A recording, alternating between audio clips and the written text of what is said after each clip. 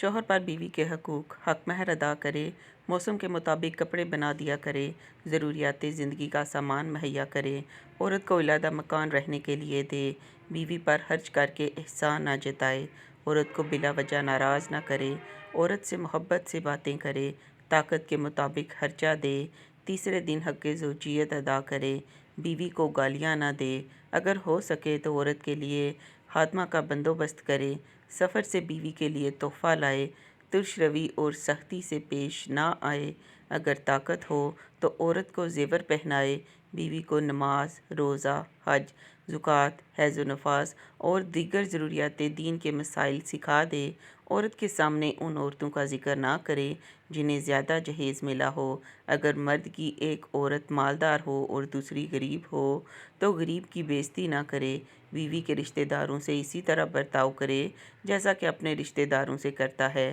اگر خود خوشبو وغیرہ استعمال کیا کرتا ہو تو اس کے لیے بھی خوشبو کا انتظام کرے، بیوی کو رشک نہ دلائے یعنی اس کے سامنے لونڈی کی جانب تسکین جنس کے لیے ہاتھ نہ بڑھائے۔